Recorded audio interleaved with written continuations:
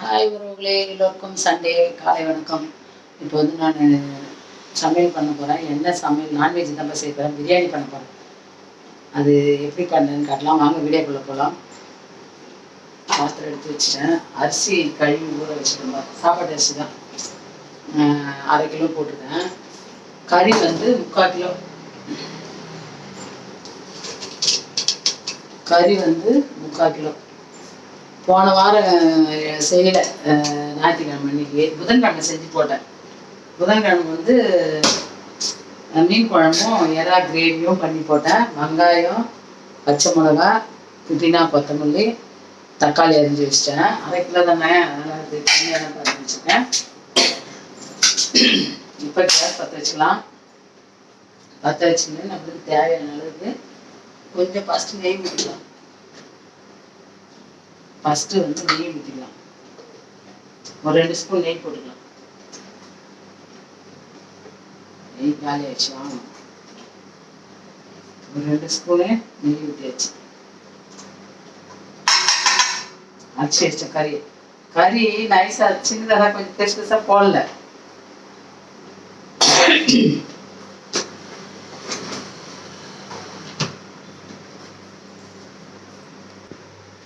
இப்போ வந்து நம்ம எண்ணெய் ஊற்றிக்கலாம்பா. கடலை எண்ணெய் ஊற்றிக்கலாம். தேவையான நல்லது. உங்களுக்கு எவ்வளோ தேவையோ அவ்வளோ ஊற்றிக்கணும். நம்மளுக்கு தேவையான ஊற்றிடுச்சு. எண்ணெய் ரொம்ப ஊற்றக்கூடாது, தெகிட்டும்ல.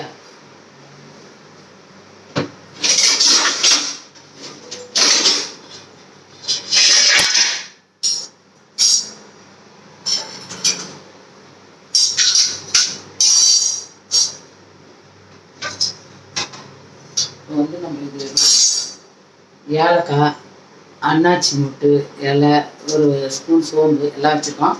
அது தேவையான மசாலா இது எல்லாமே. இன்னும் 3 ஏலக்காய் தான் போட்டுருக்கோம். இப்போ எண்ணெய் காஞ்சிச்சு போட்டுக்கலாம். வெங்காயம் போட்டுக்கலாம்.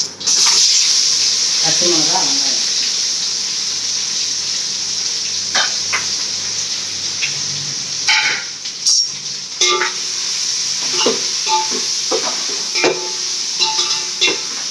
வெங்காயம் நல்லா வதங்கிட்டோம். வெங்காயம் நல்லா வதங்கிட்டோம். முட்டை வேக வச்சேன். அதை வச்சு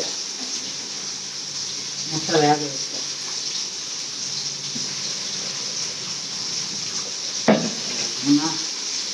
வெங்காயம் வதங்கிட்டோம். ஓரளவுக்கு வெங்காயம் வதங்கிடுச்சு. இப்போ வந்து நம்ம இஞ்சி பூண்டு பேஸ்ட் போட்டுக்கலாம்ப்பா. இஞ்சி பூண்டு பேஸ்ட் போட்டுக்கலாம்.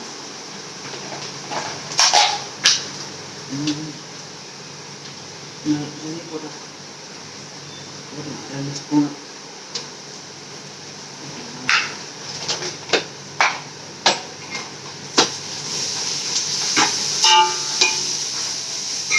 அப்படியே கொஞ்சம் வந்து கொஞ்சோண்டு இப்போ வந்து இது கொத்தமல்லியும் புதினாவும் போட்டுக்கலாம். அப்புறம் கொஞ்சம் போட்டுக்கலாம். தக்காளி போட்டு வறுக்கணும்ல, இப்போ கொஞ்சம் போட்டுக்கலாம். இப்போ எண்ணெயில் கொஞ்சம் போட்டு வதக்கினா நல்லா வாசனை. அது ஒரு மட்டாது. இப்போ தக்காளி போட்டுக்கலாம்பா.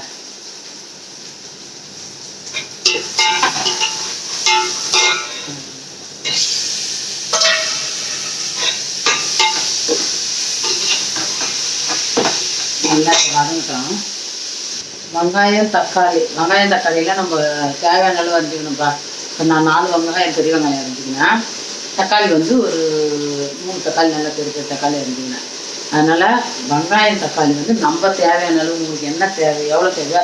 நிறைய பேர் நிறைய போடுவாங்க. ஆமாம், நான் வந்து வெங்காயம் தக்காளி எவ்வளோ இதுவாக போடணுமோ, ஒரு 1/2 கிலோவுக்கு எவ்வளோ போடணும், 1 கிலோவுக்கு எவ்வளோ போடணும் அப்படி போட்டுருவேன். நான் 1/4 கிலோவுக்கு 1/2 கிலோ அரிசி போட்டிருக்கேன். அதனால ஒரு 1/4 கிலோ வெங்காயத்துக்கு கொஞ்சம் கம்மியாகவே அரிஞ்சேன். இதேமாதிரி தக்காளியும் 1/4 கிலோ தக்காளி கம்மி தான். தக்காளி கம்மியாக தான் போடுவேன். வெங்காயம் கூட அதிகம் போடுவேன். அதுதான் கரெக்டான ஒரு அளவு. எனக்கு தெரிஞ்ச அளவு நல்லா வதங்கிச்சுப்பா தக்காளி வெங்காயம். இப்போ என்ன பண்ணிக்கலாம், நம்ம கறி போட்டுக்கலாம்.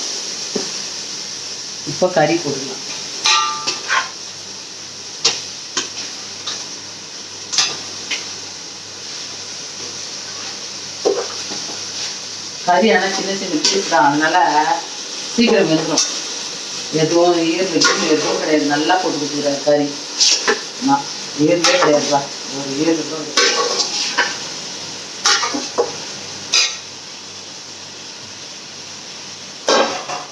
இப்போ நம்ம வந்து நல்லா வதக்கிட்டு இப்போ புதினா கொத்தமல்லி கொஞ்சம் போட்டுக்கலாம். இப்போ வந்து புதினா கொத்தமல்லி கொஞ்சம் போட்டுக்கலாம். ஏன்னா லாஸ்ட்டாக கொஞ்சம் சும்மா லாஸ்ட்டில் கொஞ்சம் போட்டுக்கலாம். இப்போ இது கூட போட்டால் கறி வந்து நீட்டாக வராது. சரியா?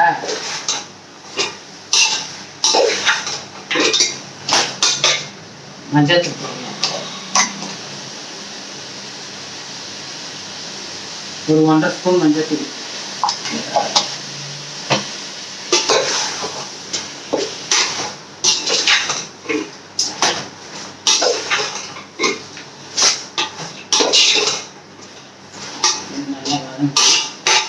நல்லா அப்புறம் கொஞ்சம் தயிர் ஊற்றிக்கலாம். கறி நல்லா வதங்கிடுச்சு. இப்போ நம்ம தயிர் கொஞ்சம் ஊற்றிக்கலாம்.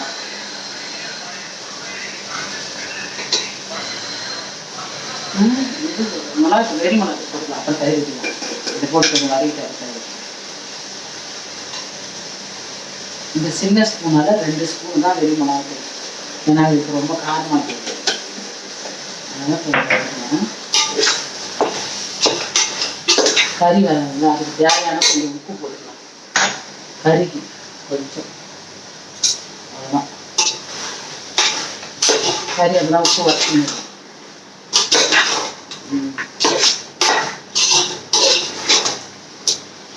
இதுலேயே தண்ணி விட்டுட்டு இந்த கறியிலே தண்ணி விட்டுச்சு.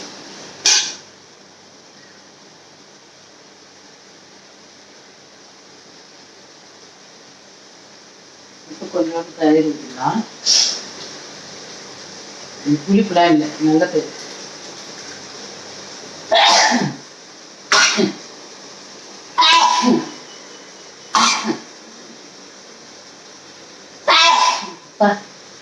அது வெறி மிளகாத்தூள் போட்டாங்க, இது மீதி இருக்குது தயிர் பச்சடி. சரி, இப்பெல்லாம் ஒரு இது தாங்க.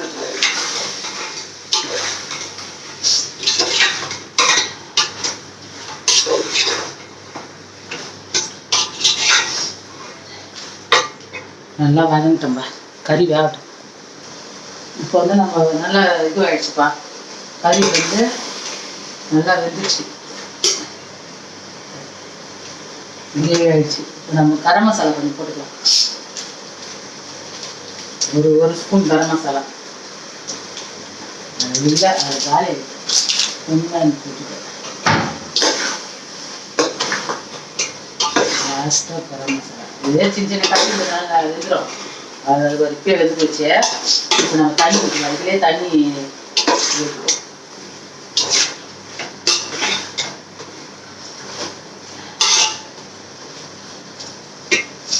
வெங்காயம்னா இதுலேயே வந்து தண்ணி நம்ம வச்சுக்கலாம். இன்னும் வேக வச்சோம்னா ரொம்ப கறி ஏற்கிறதே தெரியாது, மொத்தம் வெந்துடும். ஆமாம், இப்போ நம்ம தண்ணி அளந்து ஊற்றிக்கலாம்ப்பா.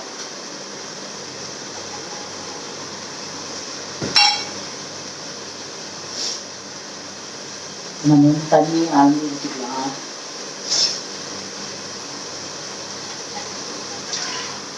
இதால் 2 போட்ட அரிசியே இப்போ 4 தண்ணி ஊற்றிக்கலாம். 4 கூட ஊற்றலாம், கொஞ்சம் தண்ணி அதுலேயே இருக்குது. 2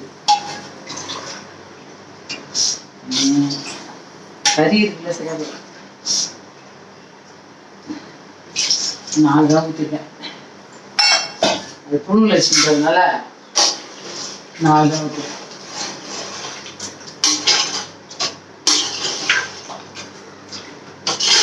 கறிக்கு உப்பு போட்டேன். இப்போ இந்த தண்ணிக்கு தேவையான சிம்பிளாக செஞ்சு வச்சா அவ்வளோதான். தேவையானது கொஞ்சமாக போட்டுக்கலாம், ஏன்னா ஏற்கனவே கறியில் உப்பு போட்டேன்.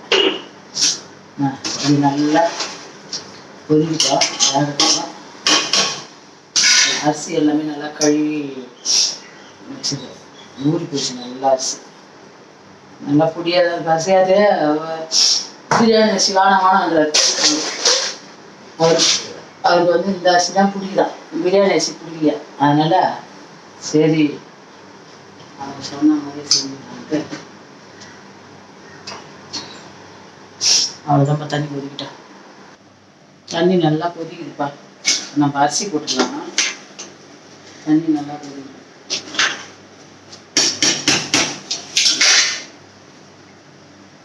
அரிசி போடணும், தண்ணி போட்டு முதல்ல அள்ளி போட்டு தண்ணி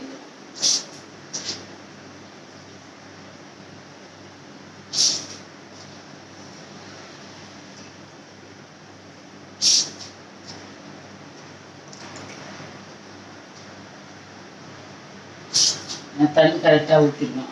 எதுவுமே அதுக்கு தண்ணி நல்லா ஊற்றிக்கணும். இப்போ தண்ணி இன்னும் நிறைய தண்ணி ஊற்றக்கூடாது. தண்ணி ஊற்றிட்டு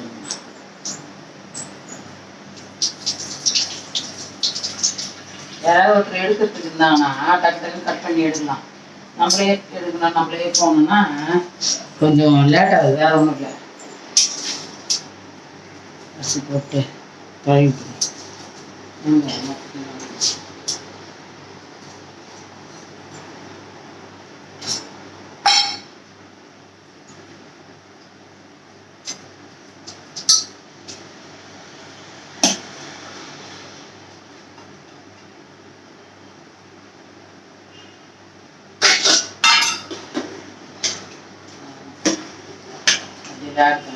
தண்ணியும் அரிசி சரிபாரியாக வந்த பிறகு நம்ம இது போட்டுக்கலாம், தம் போட்டுக்கலாம். வேகட்டும். இப்போ வந்து நல்லா தண்ணியும் வந்து சரிபாரி ஆயிடுச்சுக்கலாம். நம்ம தம் போட்டுக்கலாம். நல்லா சரிபாரி ஆயிடுச்சு. தண்ணியும் சாதமும் சரிபாரி ஆயிடுச்சு. இப்போ நம்ம தம் போட்டுக்கலாம்.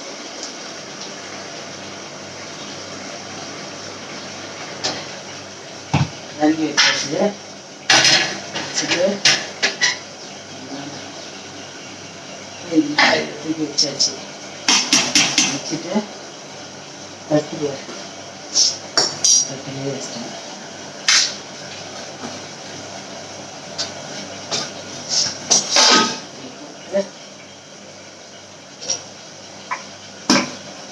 ஸ்லோ பண்ணிக்கலாம். ஸ்லோ பண்ணியாச்சு. இப்போ நம்ம இன்னும் கூட கொஞ்சம் தண்ணி பிடிச்சி வைக்கலாம்ப்பா. தண்ணி பிடிச்சி வச்சு வைக்கலாம். நான் காட்டுறேன். தண்ணி பிடிச்சி வச்சுட்டு காட்டுறேன்.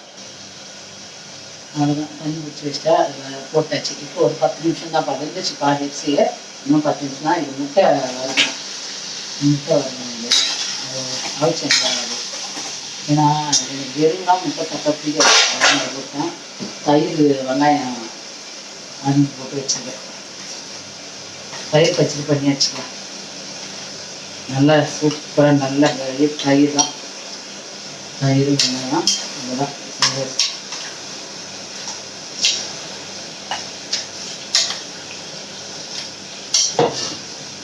வாங்க. எங்கள் வீட்டில் தயிர் பச்சடி முட்டை வச்சுருக்கேன். பிரியாணி, சிக்கன் பிரியாணி சாப்பிடலாம். 10 நிமிஷம் ஆகுதுமா. அவ்வளோதான்ப்பா. வெந்துட்டுருக்கோம். எடுத்துடலாம் நம்ம. ஏன்னா வச்சு 10 நிமிஷம் மேலே ஆயிடுச்சு. எடுத்துடலாம்.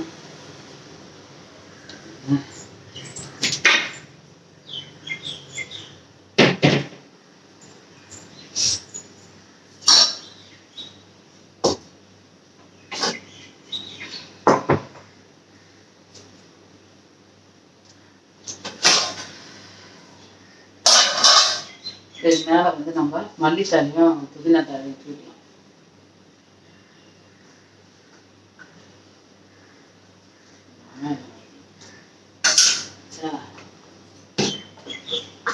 கொஞ்சம் நெய் போட்டுக்கலாம்.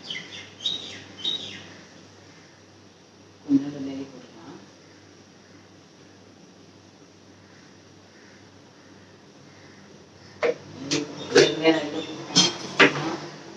இப்போ வந்து நம்ம கலரி பார்க்கலாம்ப்பா.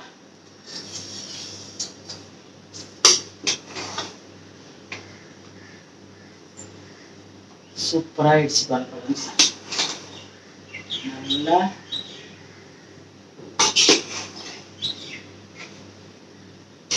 தண்ணி கொஞ்சம் கூட இல்லைப்பா. நல்லா வெந்துச்சு, சாதமும் நல்லா வெந்துச்சு, சாதமும். அவ்வளோதான், முடிச்சுக்கலாமா நம்ம வீடியோவை? ஆஃப் பண்ணிக்கலாம். சூப்பர், இருக்கு காட்டிடுறேன்.